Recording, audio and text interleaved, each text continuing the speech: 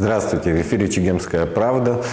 Надо отметить, что лето, несмотря на то, что очень жаркое, очень много туристов, но мы, наша политическая элита, вот как-то и не отдыхается. Да? Очень много всяких бурных событий происходит. Это и вопрос отчуждения Пицунской дачи, потом уже были заявления по поводу вхождения Абхазии в союзное государство. Ну и кроме того, российский посол Михаил Шургалин, вокруг него сейчас он находится в общем-то, в новостном тренде таком, да, постоянно о нем говорят и политические организации, женщины Абхазии, активистки ходят к нему, и каждое его, заявление, или прямое заявление, или в пересказе, как это сделала Изида Чаня в нужной газете, оно оказывается достаточно громким. В общем-то, я уже определил темы, о которых будем сегодня говорить, и, естественно, мы будем сегодня это обсуждать с нашим постоянным экспертом Астамуром Таня. Астамур, добрый день. Добрый день. Ну, начнем, наверное, все-таки с посла. Вот человек, Михаил Шургалин, его совсем недавно назначили, да, но он очень как-то резко с места в карьер уже стал активным игроком в нашей внутриполитической кухне, одним из таких знаковых фигур, которые так определяют, в общем-то, и не только внутреннюю, но и внешнюю абхазскую политику, да, то есть его громкие заявления, связанные там с госдачей, они, конечно, наделали шуму. Ну вот, допустим, Изида Чаня, которая еще с двумя активистками была на приеме у посла, и она потом отчет об этой встрече сделала, да, и я не знаю, этот отчет он уже дня 3-4 висит в интернете, никто его не опровергал, ни пресс-служба российского посольства, ни тем более сам посол. Но я думаю, в принципе, Изида сказала о том, о чем точно речь шла на этой встрече. Так вот, российский посол сказал, что Россия будет делать выводы в отношении того, как парламент будет принимать решения в отношении отчуждения Пицунской госдачи в пользу России, и что это для России лакмусовая бумажка, исходя из которой правительство будет делать выводы о возможности принятия парламентом решений по продаже земли и недвижимости россиянам. То есть, мне показалось, наверное, может, оговорился это насчет земли, но если учесть, что за несколько дней до этого аналогичное заявление делал депутат Госдумы Константин Затулин о том, что вот вхождение, это уже в другом соусе, да, там вхождение Абхазии в союзное государство может привести к тому, что россияне могут приобретать землю, покупать землю там в Абхазии. Кроме того, там есть очень такие, что и инвестпрограмма может быть скорректирована, то есть вот все эти проекты, связанные с аэропортом, с ремонтом железной дороги. Более того, он даже увязал решение о госдаче с нахождением здесь российской военной базы. То есть вот я хотел бы, чтобы ты прокомментировал весь этот блок заявлений Михаила Шургалина. Ну, на что посол уполномочен, наверное, посол лучше нас с тобой знает. Вот. С другой стороны, вы знаете, вот этот вопрос, который возник в такой концентрированной форме в связи с госдачей Пицунди, он на самом деле назревал давно. Вот. И на самом деле это вопрос гораздо шире, чем Пицунская госдача. Это вопрос о выборе нами пути развития. Либо мы продолжаем свое развитие, формирование в качестве самостоятельной нации. Вот. В таком случае мы должны думать о том, как, во-первых, с одной стороны, защитить свои национальные интересы, с другой стороны, сформировать такой симбиоз в отношениях с Россией. То есть симбиоз это подразумевает взаимовыгодное сотрудничество, исходя из четкого понимания сторонами своих интересов. Вот. Второй путь, он, наверное, конечно, более простой. Это отказаться от самостоятельного пути развития, вот, и пойти по пути растворения. Я думаю, что наш народ не раз на такие вопросы давал ответы. Вот, потому что мы уже более 100 лет идет процесс становления и развития абхазской нации. Вот, в современном политическом смысле этого слова.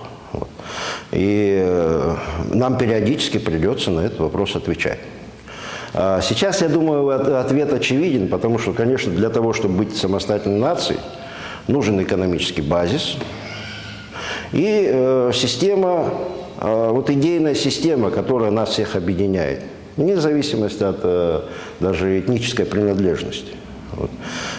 Если такая система ценностей есть, а она, я уверен, есть, в ней, конечно, присутствует такое понимание, как самоуважение. Но без этой системы ценностей не сформируется гражданская нация в любом случае. Если у нас есть самоуважение, мы должны четко дать ответ на этот вопрос. Что мы готовы с Россией строить отношения в качестве равноправной стороны. Вот. Для нас очень большая стоит задача перед нами. Она не решается бюрократическим чисто путем. Это вопрос, и в том числе, и прежде всего, научный. Вот. Мы должны таким образом распорядиться своими национальными богатствами, чтобы надолго обеспечить и себе, и нашим следующим поколениям возможность развиваться на собственной земле. С опорой вот на те ресурсы, которые нам исторически достались, за которые мы долгие годы боролись. Эта же земля не просто абстрактная, это еще экономическая основа для нашего сохранения. Вот это гораздо более сложный вопрос, чем первый. Вот, потому что, ответив на первый вопрос, что мы не готовы поступаться своими жизненными ресурсами, мы должны ответить и на второй вопрос. Как мы ими будем распоряжаться? Вот сейчас что мы видим? Капитализм, его свойство такое, он все время расширяется. У русского капитализма сейчас возникли проблемы в связи с международными санкциями. Некуда инвестировать и двигаться. Русский капитал сюда придет. На это не нужно смотреть как на угрозу, а надо смотреть как на какие-то возможностей новых для нашего дальнейшего развития. Конечно, долго сдерживать натиск этого капитала вряд ли удастся, поэтому наша задача канализировать в правильном направлении эти финансовые потоки. Мы должны сами, во-первых, не перестать действовать на зло друг другу или в рамках вот этой примитивной парадигмы борьбы власти за сохранение, а оппозиции за власть. Вот. Мы должны чуть-чуть остановиться и вот подумать. Вот есть наша общая задача. Как нам сделать, чтобы эта страна сохранилась за нами, раз. Два, как она должна встроиться в окружающий мир и как вот эти события, которые вокруг нас происходят, мы должны использовать для улучшения нашего положения. Вот. И подумать, как канализировать вот эти финансовые потоки, которые обязательно из России пойдут. Это инфраструктурные, конечно, проекты. Вот сейчас говорят аэропорт, допустим. Аэропорт, конечно, без участия российского инвестора, вообще без участия российского политического руководства открыть невозможно, наверное, мы это понимаем. Но, с другой стороны, надо понимать, что что мы должны сделать, чтобы этот актив остался за нами. Там есть взлетно-посадочная полоса. Это главный актив аэропорта. Ну, вроде бы власти сказали, что это все государственное. Если таким образом будет решаться вопрос, это правильный подход. Что касается аэровокзала, там, других вокруг бизнесов, как авиакомпании работают, это можно совершенно спокойно договариваться с российским бизнесом. Вот. И с российским руководством, как политически это дело обставить, чтобы он функционировал. Вот. То есть перед нами очень вот эти проблемы последние вокруг дачи, они вот в таком перед нами в концентрированном виде поставили эти вопросы. Мы на них должны в самое ближайшее время ответить. Мы должны ответить, но насколько мы вообще готовы к этому? У нас, в принципе, и времени, по большому счету, нет. И, с другой стороны, тенденция такого всеобщего раздрая, она у нас укоренилась настолько, что, в общем-то, какого-то выхода ни власти не видят, ни те, которые там сторонники власти, ни те, которые сторонники оппозиции, и те, которые и не поддерживают ни тех, ни других, они, в общем-то, не видят. Ну, я думаю, знаете, я считаю, что все-таки у нашего народа существует элита, если ее и научная, и творческая, и интеллигенция, и политическая элита, ну, которая способна, во-первых, правильно сформулировать проблему, сесть, обсудить и правильно сформулировать проблему. И выработать совместно ответы на эти вопросы. Потому что этот вопрос гораздо шире, чем межпартийная борьба. Да. И, да, еще раз я, может, повторяюсь, вот мы должны уже определиться.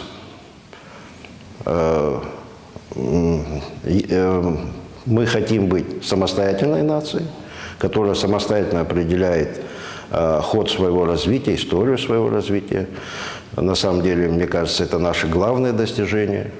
Вот, то, что небольшой народ сохраняется на такой территории, все-таки это говорит, что мы созрели для такой формы существования. Окей. Ну, хорошо, мы пошли, тогда, если мы говорим об этом направлении, о том, что надо отстаивать свои позиции, надо сохранять свои богатства, развивать и так далее, не отдавать им вот так, не разбазаривать и не отдавать им их за просто так. Если мы как бы вот эту позицию заняли, да, но есть сегодняшняя ситуация. Посол говорит о том, что, братцы, если вы там, допустим, Пицунду не отдаете, а на Пицунду мы смотрим как лакмусовая бумажка на то, что потом, как парламент себя поведет насчет продажи недвижимости, там, не только недвижимости, а так и земли. Но, то есть, здесь вилка... Историю на этот счет расскажу. Конечно, мы часто обращаемся к истории, у меня есть много поучительных моментов. Вот. Во-первых, не бывает в политике окончательной точки, вот, в том числе в отношениях между народами, только так и никак иначе. Был такой эпизод в 1997 году. Вы помните, тогда и посредники, в том числе российская сторона, настаивали на том, чтобы, во-первых, расширить зону ответственности миротворческих сил, во-вторых, придать им полицейские функции. То есть мы утрачивали, если мы давали согласие на это решение глав государств СНГ, то мы утрачивали свою юрисдикцию над значительной частью Восточной Абхазии. Не только Гальского района. В нынешних границах, но и Творчальская, Чемчевская. Творчальского района мы утрачивали контроль над этими территориями. Вот. И Владислава Григорьевича по этому поводу пригласили в Москву. И было такое заседание, в нем не участвовал только Ельцин. Заседание ввел тогдашний глава администрации президента Юмашев. Вот. А остальные все члены Совета Безопасности принимали участие. Министр иностранных дел, министр обороны. Вот. И Юмашев тогда таким образом сказал: Владислав Григорьевич, у нас есть решение Совета глав государств СНГ. Мы его подписали. И вы препятствуете его реализации. Если вы не дадите свое согласие, на реализацию этого решения, мы выведем миротворческие силы. Ну, а Владислав Григорьевич потом сам рассказывал, говорит, ну, я, говорит, подумал, что вот это черта, за которую нельзя переходить. Потому что, ну, если они расширят, сначала там расширят, потом дальше это пойдет, ну, государство постепенно будет растворено. Вот. И он сказал, я, говорит, недолго думал, но я сказал, мы выступаем мы вообще за Россию, мы выступаем за укрепление связи Абхазии с Россией, мы за то, чтобы здесь находились миротворческие силы, мы на них смотрим как на главного гаранта вот, сохранения безопасности вот, в зоне конфликта.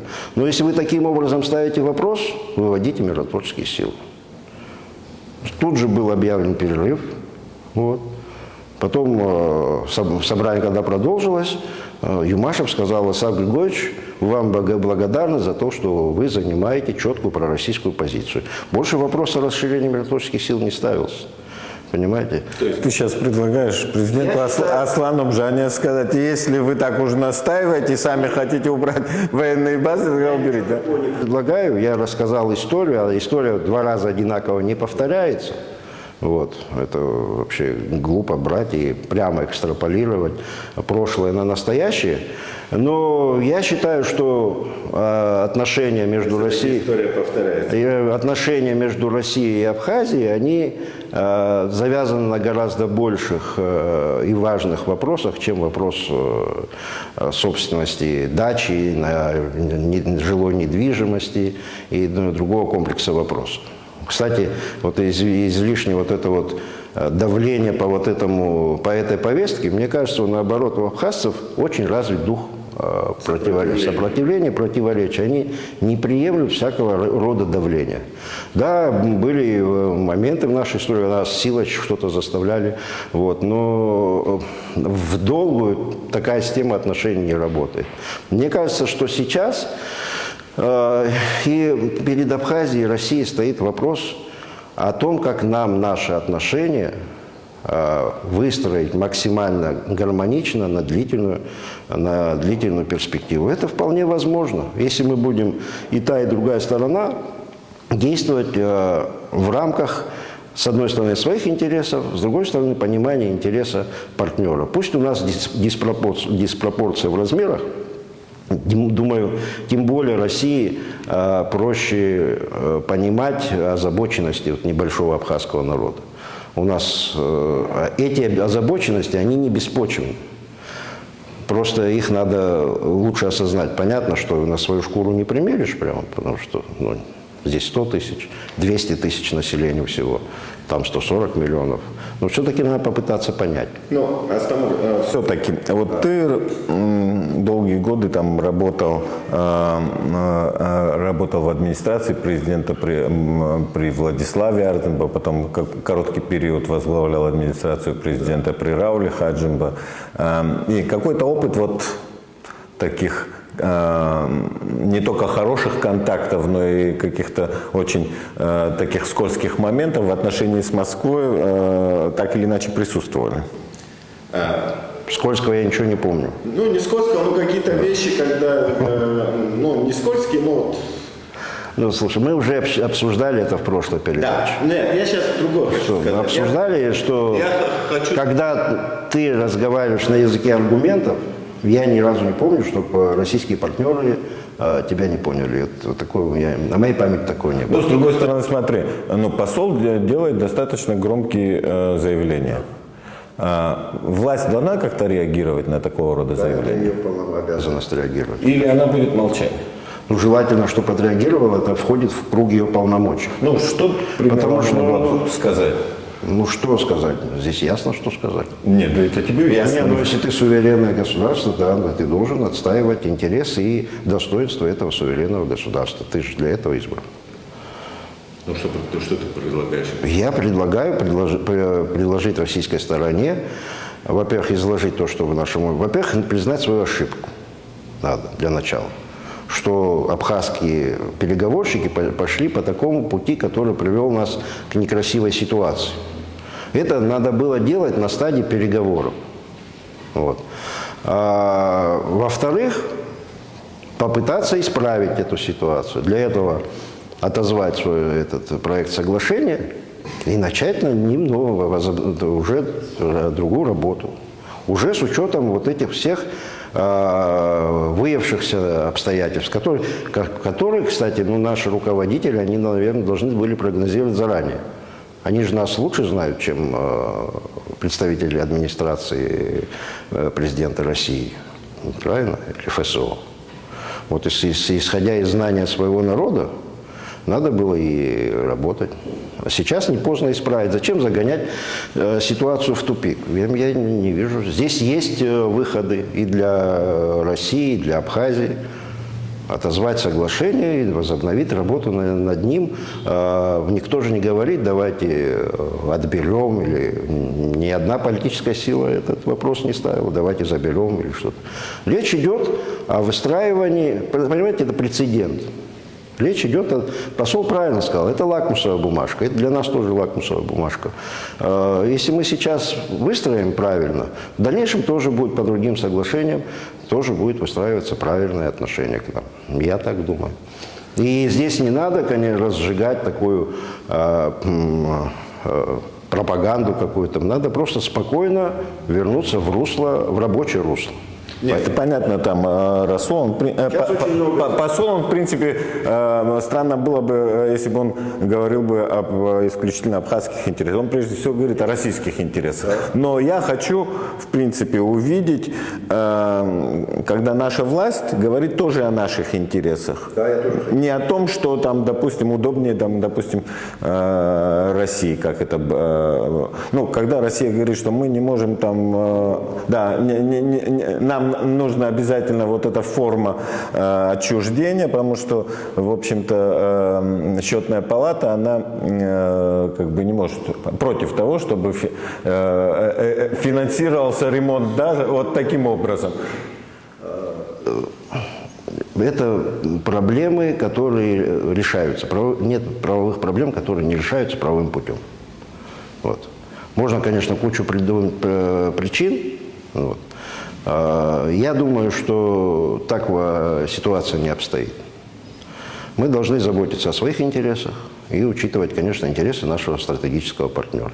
Мы их учли, когда мы безвозмездное пользование передали этот объект. Правильно? И я думаю, все-таки, Астамур, это же не только посол Константин Затулин тоже заявил, который как бы позиционируется как друг Абхазии, о том, что вот продажа земли и так далее. Но все-таки власть, несмотря на то, что вот лето, да, там отпуска и так далее, должна членораздельно заявить о том, что у нас есть Конституция. Мы уже с 2020 года, наверное, регулярно в этих передачах говорим, что у нашей власти коммуникационные проблемы с обществом.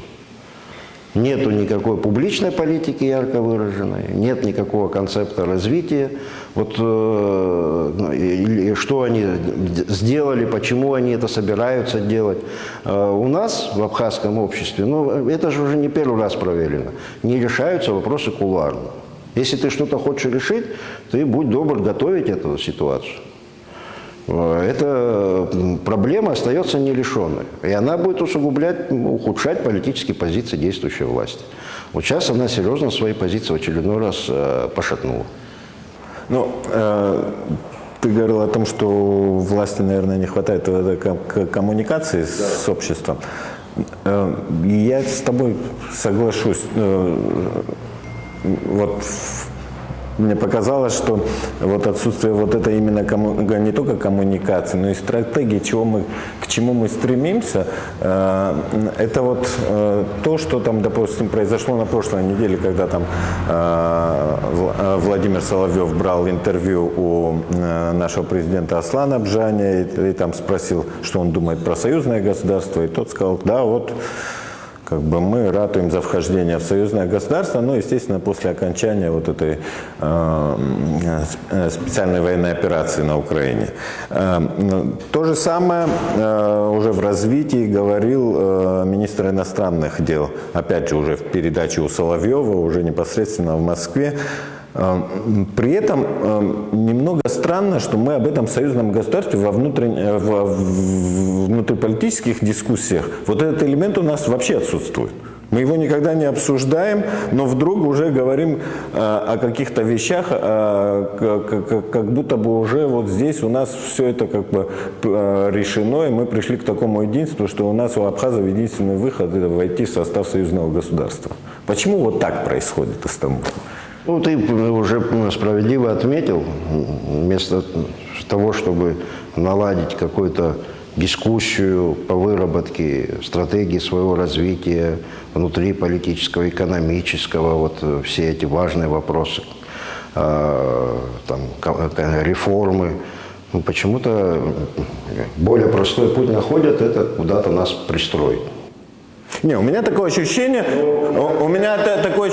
что наши власти говорят, допустим, они об этом, конечно, не очень думают. Мне показалось, что они не очень думали о союзном государстве. Но вот было удобно как-то, допустим, тому уже Владимиру Соловьеву поговорить о союзном государстве, наши думают, ну давай наши... Да, зачем обижать хорошего человека, да? Но речь, в конце концов, идет о будущем Абхазии. Я думаю, вот жонглировать вот такими неожиданными идеями достаточно опасная вещь. Тем более, когда ты не знаешь, что это такое, что за союзное государство. Мы не видели ни проекта, ничего, но мы уже готовы туда вступить. Это немного странно, мне кажется. Более того, мне кажется, это очень безответственно делать такого рода заявления. Я тоже, как и ты, рассматриваю эти заявления в чисто пропагандистской сфере, что как-то себя позиционировать. Вот, с учетом еще тех внутриполитических проблем, которые у действующей власти возникают, они какой-то, видимо, хотят еще поддержкой заручиться. Возможно, такие цели преследуются. Но если глубоко копнуть этот вопрос, союзное государство, тут непонятно, то сначала говорили о союзном государстве России и Беларуси, потом говорили о каком-то союзе суверенных государств, который может возникнуть. Ну да. Во-первых, что касается первого вопроса, союза России и Беларуси, это союзное государство России и Беларуси. Вся правовая база для него формировалась почти 30 лет с учетом интересов России и Беларуси. Вот, наверное, у нас свой опыт. С 2008 года мы формируем свою, с учетом интересов России и Абхазии, свою договорную базу союзнических отношений с Россией. Наверное, нам было бы тоже странно, если Беларусь говорил, давайте я хочу вступить в союзнические отношения между Абхазией и Россией. Здесь у каждого свой путь, двусторонний, с учетом двусторонних интересов. Поэтому, мне кажется, я даже методологически не вижу, как к этому государству можно присоединиться, России и Беларуси. Во-вторых, вы знаете, даже если сравнивать эти две модели, союзное государство России и Беларуси, там есть, пусть декоративный, но наднациональный орган. Вот. И все равно мы видим, что по многим параметрам у Беларуси гораздо больше, и в силу ее размеров, и вообще ее международно-правового статуса, у нее гораздо больше полномочий. У нас в чем-то интеграция, у Беларуси, например, есть своя валюта. Вот. А у нас интеграция в чем-то ниже, то есть у нас нет национальных органов, в чем-то выше, например, мы находимся в рублевой зоне. То есть каждая из стран формирует свой путь, исходя из своей фактической ситуации. Поэтому я не понимаю, зачем нам заявлять такие нереалистические идеи. Что касается союза суверенных государств, это, мне кажется, вообще вопрос из какой-то гипотетики, потому что ни Москва ни о чем подобном не заявляла, ни другие постсоветские государства, которые, видимо, подразумеваются, которые, например, государства, наверное, ОДКБ подразумеваются под этим делом. Вот, ни они об этом ничего не говорили. Так что здесь особо не о чем говорить. Понятно, что у определенного возраста людей есть ностальгия по Советскому Союзу. Советский Союз – это уже пройденный этап. Это, вы представляете, сейчас древние персы сидят и говорят: ой, как хорошо мы жили при Хосрове Первом Анушерване, а потом: ау, как хорошо мы жили при Хосрове Парвизе, а потом пришли арабский халифат и испортил нам жизнь. Вот. Это из той же исторической области вопрос. Потому что Советский Союз, он возник в определенных политических, экономических условиях. Вы помните, как называли Российскую империю? Ее называли «тюрьма народов». А Советский Союз, он стал возможен благодаря признанию наций, права наций на самоопределение. Другое дело, что неэффективная экономическая модель была избрана, которая, собственно говоря, и привела к краху Советского Союза. Не только, да, но основная причина это. Потом многие народы, они просто выросли за те пределы, с которых они стартовали. Сейчас они не захотят возвращаться в это состояние. Я думаю, это из области исторической реконструкции вопрос. Вот. Если говорить о интеграционных процессах, в основе, конечно, должна быть заложена экономика. Не случайно вот в этом договоре 2014 года написано, что Абхазия, что Россия будет содействовать участию Абхазии в международных организациях, в евразийской интеграции. В этих процессах надо, конечно, участвовать. Но мы должны понимать, что называется, флагманами этого процесса мы никак быть не можем. Вот. А наша задача, и последние проблемы показывают, выстроить нормальные, прочные, союзнические двусторонние отношения с Россией. Вот. И вот если мы будем стремиться к этой модели, развитию двусторонних отношений, у нас больше возможностей защитить свои интересы. И больше надежды на то, что они вот в этих больших проблемах, больших государств просто не затеряются вместе с нашей страной. У нас, кстати, такой опыт был постепенного снижения статуса абхазского государства в пределах Советского Союза. Да. Но, с другой стороны, ты говоришь о том, что крепкие союзнические отношения, но вся проблема в том, что, наверное, и наши тоже по-разному смотрят, как достичь этих крепких союзнических отношений, наверное, через там вот такая, идя навстречу там пожеланиям там Москвы, разных и олигархических структур и так далее. То есть вот когда ты отдаешь там и экономику, там, и вот сейчас уже пошли запросы там, о земле и так далее. То есть, ну, Москва говорит, Москва хочет там покупать землю, да, то есть наши говорят, ну, а как же вы, тут военная база возникает, которую вдруг засобиралась и уходить, и тогда вы, абхазы, отвечаете за свою... Военная база здесь находится для того, чтобы изменить правоотношения. Понятное дело, что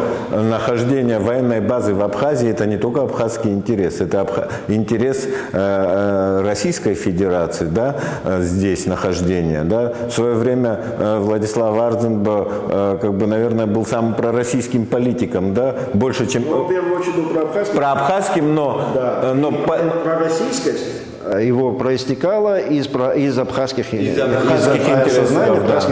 Потому что абхазские интересы коренные. Ну, и в итоге вопрос безопасности. Он, конечно, они связаны с Если тогда Владислав Григорьевич Арзенбо шел бы навстречу, там, я не знаю, по желаниям там, российского МИДа, он, наверное, там уже вместо Гудаутской военной базы, может, и натовская стояла бы здесь.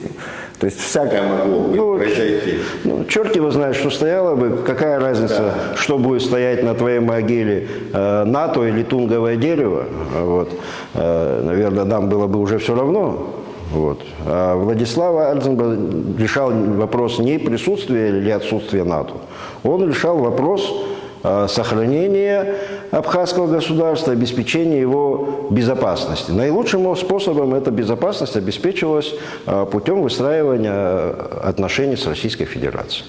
Этот вектор абхазской политики остается неизменным. Ну, я хотел бы еще, наверное, одну деталь затронуть.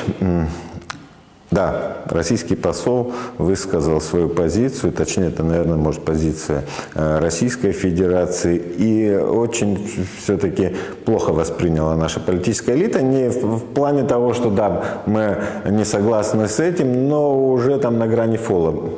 Последовали там заявления, можно их расценить даже как на уровне оскорблений, да, там различных политических игроков на этом поле. Мне кажется, все-таки пора, наверное, и власти вмешаться в этот процесс. Давно пора. Да. Потому что С другой стороны, если она будет сохранять такое спокойствие, да, и не будет вступать в диалог с обществом, вот это обострение будет на ее совести. С другой стороны, 7 сентября выходит парламент с каникул. Я думаю, этот вопрос ратификации этого договора, он станет уже как бы...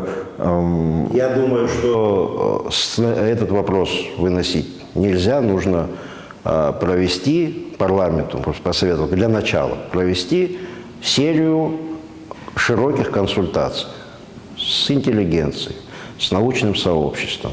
Так государство не построишь, когда власть полностью игнорирует науку. Экономическую науку, там, не знаю, все виды. Как бы и наука есть о государственном строительстве, есть история, политология есть, не знаю, экологическая наука есть. Государство может быть успешным, если оно опирается на научные достижения. Вот надо провести серию консультаций с научным нашим сообществом, с политическими организациями. Парламенту нужно это сделать обязательно. Я думаю, это и облегчит положение и исполнительной власти, потому что ей надо исправлять это, выводить ситуацию из тупика. Это ее обязанность. Парламент может ей в этом помочь. На этих рекомендациях я прощаюсь с вами. Большое спасибо. Еще раз напомню, что сегодня мы со Стамуром Танем обсуждали и российско-абхазские отношения, так скажем. И весь спектр возникающих проблем вокруг него, да, и внутриабхазских проблем. Большое спасибо. До свидания. До свидания. Счастливо.